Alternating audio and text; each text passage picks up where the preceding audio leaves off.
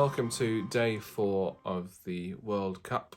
Today we had 4 pretty good games. I don't know if they were absolutely amazing. There was one absolute thrashing, one shock, and one game that I cannot believe it finished like it did, and one game that was another 0-0 that seems to be a bit of a theme going into this World Cup.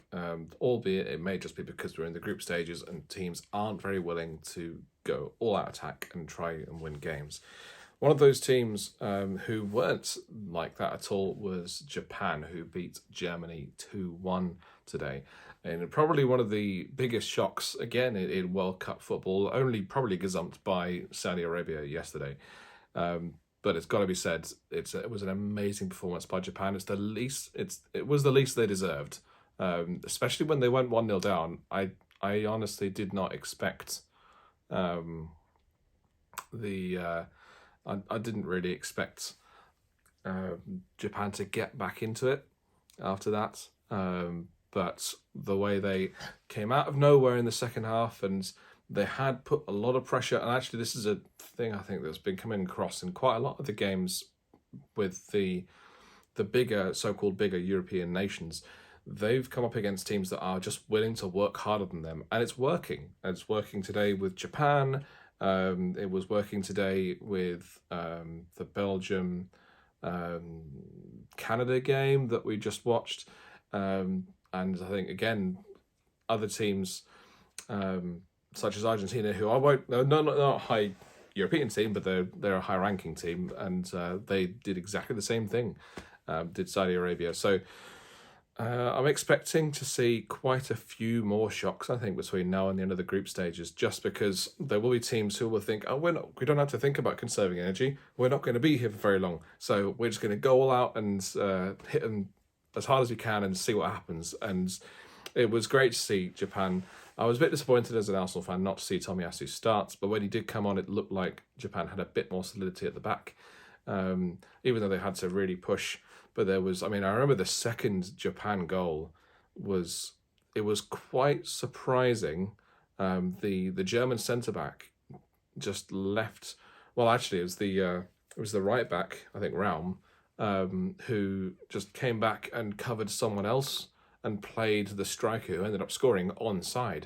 Where if he'd have just stayed where he was and been more confident in his back line, they wouldn't have got in to score there. So I'm not absolutely sure if it was the centre-back's fault, but he definitely didn't help himself by going then back round again and not challenging, or at least not sprinting to get back into position again. He should have at least sprinted and chased them down. And he didn't, he just jogged.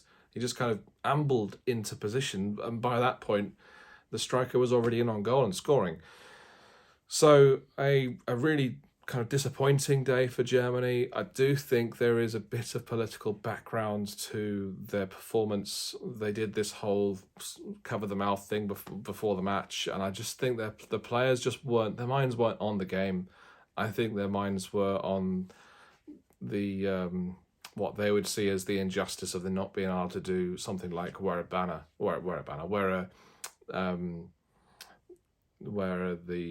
what was it even called? The thing you wear on your arm, I don't know. Wear the bands on your arm for the One Love campaign and that kind of thing. I just think it is a bit of lacking professionalism to an extent. Yes, you can make all of these great statements through what you're doing when you're playing, and yes, they have a great voice, but you are there to play football. You are not there to make political statements. And I do think there is, as much as people derided what the FIFA president said at the start of the tournament, I do think he had a point in that you do need to make sure those who are professional and in the game don't bring the game into disrepute by just talking about other things outside of football or making points outside of football and then that detracting from your performance on the pitch. That is one thing that cannot be said. What you should be doing is performing as well as you can on the pitch, and then outside of the pitch, do what you need to do, or do what you'd like to do. That's absolutely fine, and I wouldn't have an issue with that at all. But yeah, well done, Japan. It's a fantastic result for them. They're playing Costa Rica next, which is is a really interesting game, given how badly Costa Rica played today. And yes, they're playing Spain, but I think there's a really good chance that Japan could qualify from winning that game. If they win that game, obviously they'll qualify. I think they've got a great chance of doing that. They are a really good team. They've got so much energy about them. Their work rate is insane. They may actually be the hardest working team in the tournament. I don't have the stats. I haven't looked them up. But that's the kind of thing I would expect them to rank really highly in terms of running stats. Germany, they've got a lot of pressure now. This game against Spain is huge. That is on Sunday evening. I'm definitely watching that game. That's a massive, massive, massive game. Because if Spain play as well as they did against Costa Rica, they will win.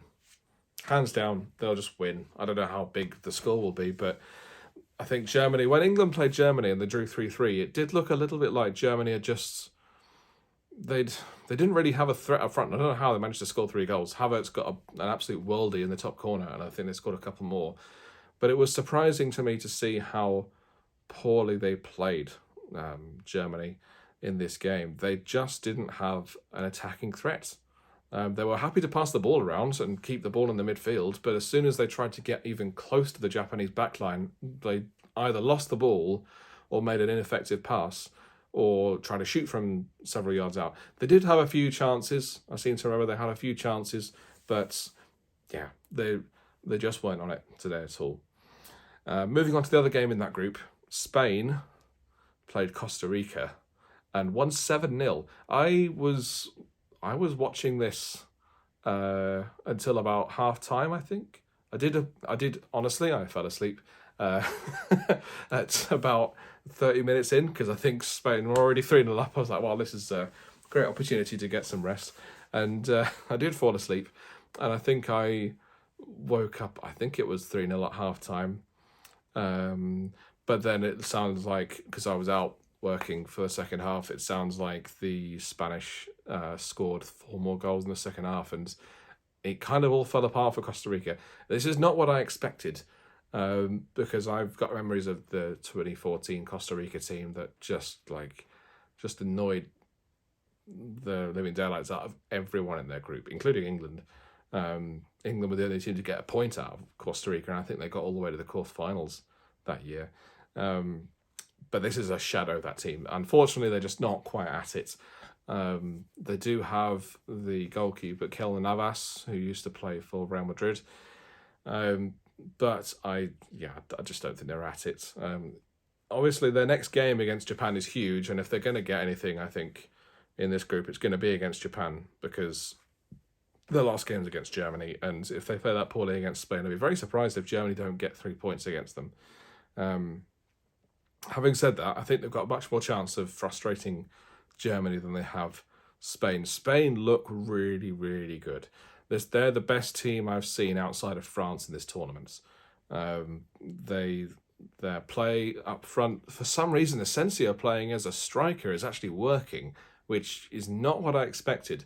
I've never seen him play striker before for any team, and he played up front for this Spanish team, and with him and then Olmo, and I've forgotten the name of the other guy, of the guy who played on the other side of the pitch. I've forgotten what his name was. Torres. There you go. Torres wasn't actually, it's weirdly actually, he's rated highest on the BBC Sport website, but didn't really notice him, to be honest, that much. I think it was a lot of Gavi and Pedri playing in that midfield. There is a really solid kind of youthful a youthful extravagance about this Spanish team that we haven't seen really since the 2008 World Cup, when we had the early kind of Iniesta, Xavi, Busquets partnership. Now with this team, it'll be interesting to see what happens when they play against a team who will make it more difficult, deliberately make it more difficult for them. At the moment, I mean, this Costa Rica team didn't make it difficult. They were 3-0 down within half an hour and the game was gone. It's got to be said, this Spanish team will trouble anyone who can't defend. And judging by what we've seen so far in this tournament, there's a lot of those teams that can't defend. So I suppose we'll have to wait and see what happens with that. But they are they're a really really good team, Spain. And I mean, looking at the way the groups are, if Spain were to win that group, they could potentially play Croatia. To be honest, actually looking at the other group and given what we saw with Canada, could be any one of Croatia, Monaco, Morocco, or Canada. Any of them could finish second. I'd still expect Belgium to win that group, even with how poorly they played today. That winning that first game is absolutely huge for them. But that would mean a Spain Croatia last 16 game. I would still back Spain to win that, but Croatia are a much more physical team than anyone that they're going to play in this group stage. So it'll be interesting to see. They're going to have to prove it. I think it's not possible for anyone these days to win a World Cup like Spain did in 2010, where they didn't really have to be too physical. They could just happily keep the ball, play those triangles, and work their way out the pitch with positional play, which is great, and it looks brilliant. But I do think that if a team just decides to make the pitch really small and make it impossible for teams to play around them, what's their response to that? And I don't think Spain have one. Whereas you look at other teams, England would have Harry Kane who could just lob the ball into the box too. You've got, who else did I say? France, Giroud, again, just a big guy you can put the ball in the box to, and the pace as well on the counter is absolutely brutal. So we'll see with Spain. I'm cautiously optimistic that we might be looking at a very, very good Spain team here. Okay, moving on to do I even mention much about this game, Morocco-Croatia? Not really. There wasn't much to do. Croatia was just frustrated by this stubborn, dogged Morocco team, and deservedly Morocco got a point. It won't carry them very far. I'd be very surprised if they get any points out of their next game against Belgium.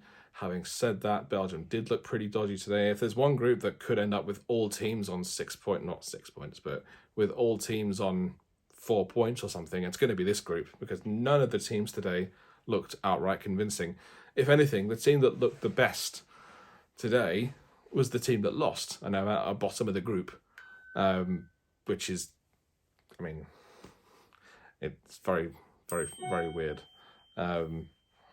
So that'll be interesting to see what happens between Belgium and Morocco. But as far as Morocco are concerned, I think if they pretty much have to at least draw against Belgium, probably win, because their last game against Canada could be quite interesting. But if it gets to that point where, if say they draw against Belgium and then Croatia beat Canada, they've then got a position where they will have 2 points, but Canada will have 4. Not Canada, Croatia will have 4. So they could go through potentially by beating Canada and Croatia losing to Belgium at that point. That could work, but it's very small, unlikely scenarios that could happen. And to be honest, I mean, would you fancy Croatia to lose against Belgium? I don't think so, based on today's games. Moving on to Belgium against Canada. This is the game I watched tonight, and watched it in its entirety, and I felt quite sorry for Canada. It was a very strange game because they looked like they were just all over Belgium. Belgium had no control pretty much at any point in this game. It was almost like they decided, right, we see there's all that space behind you, we're going to sit back and we're going to hit you on the counter-attack. The problem with that is, I think, and we've seen this with Spurs this season, if you deliberately sit back and allow the other team to dictate the play, you don't have control, really.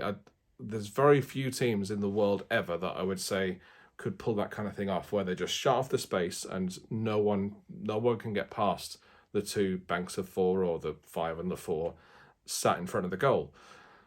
I think, especially these days, I just don't think it's possible. Teams and players are too technically good to allow you to be able to do that. And Belgium, the weirdest thing as well is, Belgium have got such a good team, and they've got a lot of talent sat on the bench as well. Today we saw Trossard come on, and we saw, who else did we see come on? There was the Everton Onana, the Everton centre midfielder. There was so much good talent and youthful, experienced youthful, exuberant talent that they decided to go with Hazard up front. And Tielemans, I'm surprised that Tielemans came off, to be honest, but Onana coming on for him actually did work, so fair play. Trossard coming on for Hazard, it was like a breath of fresh air. Hazard is not the player he was 5 years ago. Why are they playing him? It just makes absolutely no sense. There's quite a few players in that team, Batshuayi as well, who are just playing on sheer reputation. They're not playing on form. Batshuayi. If you haven't been watching Batshuayi before, every time I watch him play, for some reason, he ends up scoring a goal. Sometimes, not every time though. Most of the time, he does something in the game which just makes you look like a complete fool. And there was one moment where he had the ball played into the box towards him, completely free, no one near him, and he decides to just wait for the ball to come towards him so he can side foot it into the net. The only problem is he doesn't notice there's someone running in behind him to block the ball. All he has to do is run towards the ball, take the shot a bit earlier, and score. He doesn't do that. He waits for it. The shot gets blocked. It's just classic Batshuayi, and he's done that for his whole career. And I don't understand why Belgium are persisting with these players. Hazard, Batshuayi. The back line is slower than Thomas the Tank Engine with no water. It's just rubbish. Absolute rubbish. Vertonghen, let's preface this. I'm an Arsenal fan. I'm not going to be saying anything good about a Tottenham player. But Vertonghen, Alderweireld, both ex-Tottenham centre-backs, they were good-ish when they were playing for Tottenham. Now, this is like 5 years after either of them have played for Tottenham, I think. Maybe not 5, but they've played well for Tottenham, I think. It's been a long time since they've done that. Now, either of them are playing at a particularly high level. Why are they not playing, for example, I think, is it Theis? I can't remember how to say that name. The guy who plays for Leicester at centre-back, he should be playing in that team. He's way faster, probably not as good physically, but way faster. The only reason I could see them playing those two, and Dendoncker as well, who I've never rated as a centre-back, the only reason I've seeing them play is through experience alone. And that's the only kind of... It's very similar to some of England's choices. Like Eric Dyer is another one where like experience alone is the only reason you'd play him. Because like on the ball, it's not amazing. Defensively, he's very, very weak. And pace-wise, he's not really got it. And I think the only positive you could say is that his physicality is quite good. So... yeah, I've just kind of spent a long time criticising Belgium, but I just think it's such a missed opportunity to start kind of funneling out some of these players that have been hung around for a long time. And I can only think it's because the manager has built up this reputation with this generation of players that came up and did so well 4 years ago that he's decided to stick with them now. Why not move on? I mean, I'd be so surprised if they go with the same starting lineup in 4 days? They're playing on Sunday. So... yeah, in 4 days' time, I'd be really surprised if they go with the same starting lineup they did for tonight, because they're not good enough. And if they do, they might win because it's Morocco they're playing, but there's only going to be so far they'll get with that team, because bear in mind, Belgium could end up playing one of Spain, Germany, or Costa Rica, assuming that Spain win that group, which I would think they will now. If they play against Japan, we could see a rerun of that last 16 game, I think it was, in the 2018 World Cup. And Japan were 2-0 up in that game and still didn't manage to win. Belgium hit 3 goals, I think, towards the end of the game and won that. Somehow, watching that game felt so heartbroken for Japan because they played really, really well. That Belgium team should be playing better football. End of. It's a bit of a travesty that they haven't established themselves as a team who just consistently plays really good football. De Bruyne was really off it today as well. It's really interesting because he was off it against Brentford the last time he played, which was the last Premier League game. And I don't actually know what he was like when I didn't watch the game against Egypt that they did in the warm-up. But it's just strange. I don't know what's up with him. It might just be fatigue. He might have just played so many games that at this point he's so shattered he needs a bit of a break. But he plays for Man City. They get enough breaks anyway. I don't know. I'm very surprised at that. So, as far as that group is concerned, then it's all up in the air. As I said before, I think this is the one group where you could genuinely see all 4 teams finishing on the same amount of points, because it's really, I would like Belgium losing to Morocco would not be surprising to me. It would probably be the most surprising result of all 6 games that happened in that group, but it's still, yeah, I'm not a fan of this Belgium team at the moment. As far as other news is concerned, Man United have been put up for sale. That's one thing I didn't mention yesterday. It did actually break yesterday, but I think it broke while I was recording. Does that make a difference? At this point, sure, fine. They can say they're up for sale, but that doesn't actually mean that anything's happening. You've got to understand, this is the same thing that Liverpool have said with their owners. They are putting the club up for sale, but it's a bit like putting your house up for sale. There's no guarantee someone's going to come in and buy it. And especially given the amount of money that these 2 so-called houses or clubs are worth, there's very few people in the world that can afford Liverpool and Manchester United. So will it happen? I think it's much more likely that, I don't know.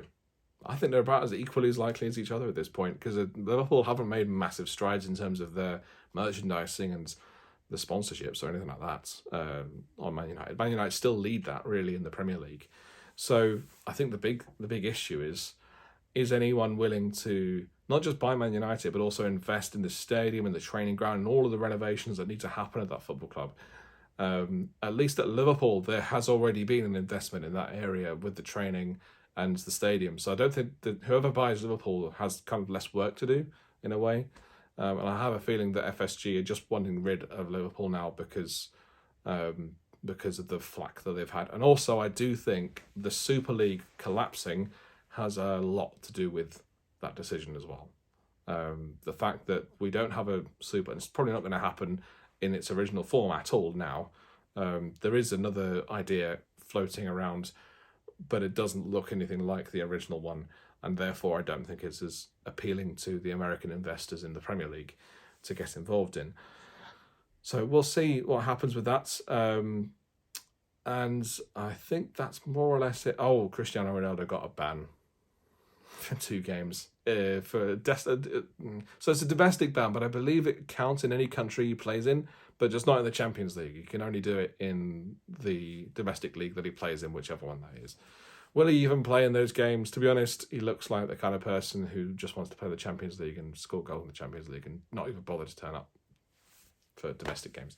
So we'll see what happens with that one. I just find it quite funny that we've had like the Ronaldo interview, then him potentially being sacked, and then him actually leaving, and then Man United going out for sale, and now he's been banned for 2 games. It just seems to be so much stuff going around Ronaldo. Like I said yesterday, I don't think it's going to help that Portugal team preparing. You think about the questions that are being asked at press conferences, it's all about him. But what people are forgetting is that Portugal team is a team. And I don't think, if they're going to win the World Cup, which they're not going to win the World Cup, but let's just say they might, if they're going to, they will need to probably not use Ronaldo for at least a few games, because I can't see him providing the energy that you will need. Maybe he'll turn up tomorrow and surprise us. Maybe he will, but I just don't see it. I think what we've seen from him at Man United is more than just a sulk. I think it's the end of a career, really. It reminds me a lot of when Thierry Henry came back to Arsenal, except that he did it with class. And to be honest, when he came back, he was amazing. He scored that late goal against Leeds. He scored that late goal against Sunderland. He actually really contributed in quite a profound way, even though he'd been playing in America. So it was really cool to see that. With this, it's like, well, it's Ronaldo, and I just don't think, as good as he is, as good as he has been, I don't think he'll have the same impact. Okay, so looking forward to tomorrow's games then. Tomorrow, we finally see what a lot of people have called the big favourites of the tournament, which has been Brazil. They are Are they my favourites for this? Were they my favourites at the start of this tournament? I think I'm a little bit biased because there is a lot of Arsenal players in that Brazil team. So I actually would love it if the Brazil team go on to win the World Cup this year. And I actually do, as in my heart, I absolutely want Brazil to win it. In my head, I really struggle to come up with an argument for why a non-European team will win the World Cup this year. And probably ever again. Because there's just so much investment in football in Europe compared to loads of other countries where they just don't have the money or the interest to be able to generate that. But let's get back to the actual games. So Brazil are playing Serbia at 7 o'clock tomorrow night. I'll definitely be watching that game. And before that, we've got Switzerland, Cameroon in the same group. Now, I don't know a great deal about Cameroon, but I know that Switzerland obviously have Granit Xhaka. I think Shaqiri still plays for them. I can't remember. They've got a fairly good team, and they are definitely dark horses, and I would expect them to be finishing behind Brazil in this group. Serbia are okay, but they're not the force they were a few years ago. Albeit Mitrovic, I think Mitrovic is fit to play. I can't remember. We'll find out tomorrow, I suppose. In the other group, we have Ghana, South Korea, Portugal, Uruguay. So to start with, we have Uruguay against South Korea at 1 o'clock our time, and then Portugal, Ghana. The big game I'm looking forward to in this group is the reuniting of Ghana and Uruguay after the drama of 2010, when, if you didn't watch that game, I think it was 0-0 towards right at the end of the game, and in stoppage time, Ghana get a free kick which they put into the box. A header goes on target, and Luis Suarez basically palms the ball away with his hand. No one sees it apart from the cameras. Or at least no one of any importance anyway. So the referees missed it and didn't give a penalty. Oh, did they give a penalty? No, they did. They did. I'm misremembering this. So they did actually see, they saw it. And I think he probably got a word in his ear because I don't think he actually saw the hand in live motion. So, yeah, Suarez got sent off as you'd expect.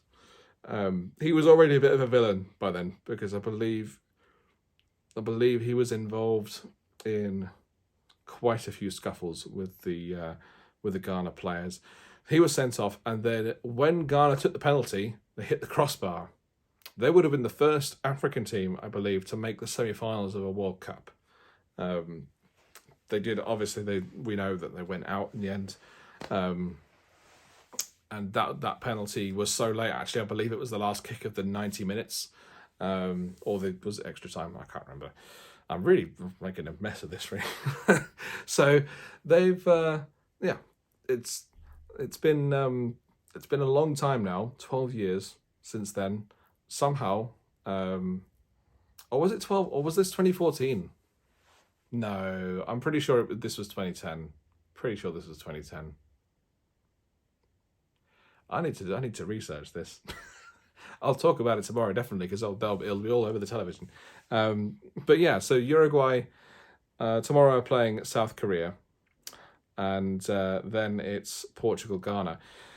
Obviously, I think the majority of people would say that Uruguay and Portugal are certs to go through. Having said that, I do think that the work rate of the lower ranked teams, and again, South Korea and Ghana fit this description perfectly.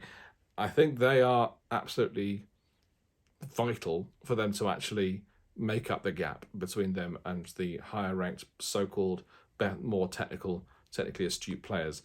I don't think that Uruguay are quite in that category, though. So I would expect Portugal to win the group, Ronaldo or not.